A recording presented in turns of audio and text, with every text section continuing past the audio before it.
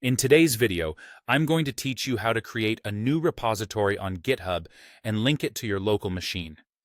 This process is essential for managing your code effectively, whether you're working on personal projects or contributing to open-source initiatives. We'll start with creating the repository through the GitHub web interface, which is the most common and user-friendly method, and then I'll guide you on how to connect it to your local setup. First, ensure you're signed into your GitHub account. Once you're logged in, navigate to the upper right corner of any page. Here, you'll find a plus icon. Clicking on this will present you with a drop-down menu. Select New Repository from the options. It's a straightforward step, but a crucial starting point for your GitHub journey. Next, you'll need to decide on the ownership of your repository. You have the option to create it under your personal account or within an organization that you're a part of. This choice is important because it determines who can access and collaborate on your repository. After selecting the owner, it's time to give your repository a name. Choose something descriptive like My Project that clearly conveys its purpose. Adding a brief description is optional but recommended, as it helps others understand the project's goals at a glance. Now consider the visibility of your repository. You have two options, public or private.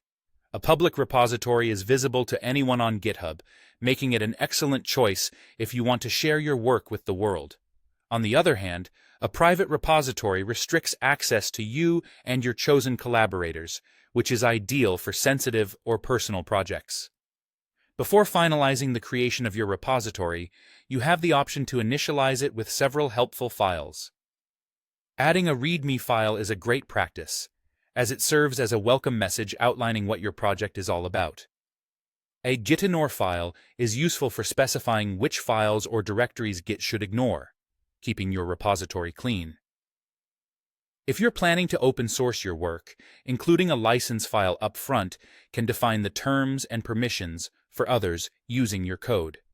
Once you've made these decisions, click Create Repository.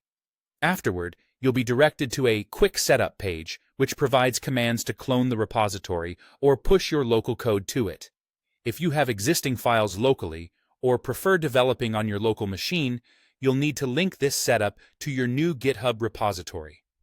Open your terminal and navigate to your project folder.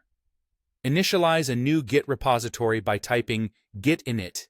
Then add all your files with git add shard and make your first commit using git commit.